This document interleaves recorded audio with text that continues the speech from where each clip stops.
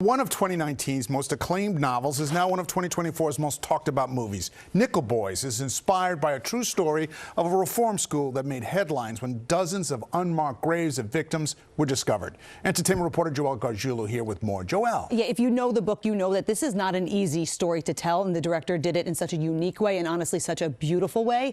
I want to mention that the film has already taken home two Gotham Awards, Best Director for Ramel Ross and Breakthrough Performer for Brandon Wilson.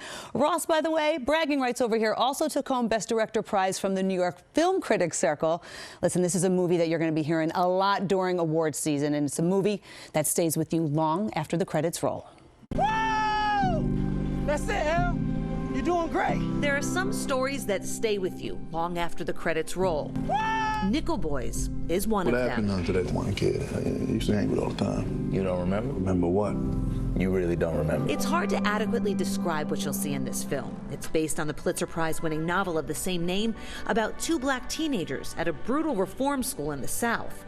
But we don't just watch these characters' journey. We experience it through their eyes, and that's what's so powerful. It's the most unique perspective I've ever seen. It's a gamble, and man, did it pay off. Thank you so much. Thank you. What grabbed you to know that you would tell it through the perspective that you told it? After reading the book, POV is the first thing that came to mind because of Elwood and Turner, me seeing myself as them being young black men, and I grew up middle class with a lot of love. I was terrified my entire life of similar things, something going wrong, something slight that just completely derails the foundation of what my parents had set me up to do. What are you gonna do?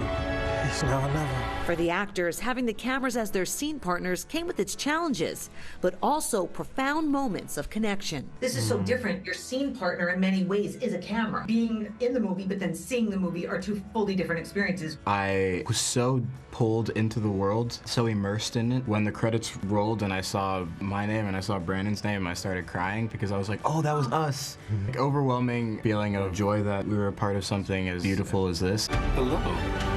Everyone Elwood encounters tells him what he can't do, except for your character, except for Hattie. Who have your Hatties been? My mother, whose name I take now, and my sister, Sasha, my day one Hattie. It was my mother and father. They gave my sister and I so much love. We tried to give it to other people. I kept thinking about this concept of seeing life through somebody else's eyes. So I'm curious about a moment in history that you would love to experience through somebody else's eyes. Oof, go ahead. I think I'd want to be Malcolm X. I'm interested in transformation and, you know, the process of a human being coming to grips with their cultural context. He went through such a series of transformations. What is that like? I want to see a dinosaur with my own two eyes, so whoever's eyes would permit that. That's dope. Who did you make this movie for? Any person that's interested in letting go, living as vicariously, as conceptually possible with a character from a novel that is rich beyond degree, then I think the movie's for you.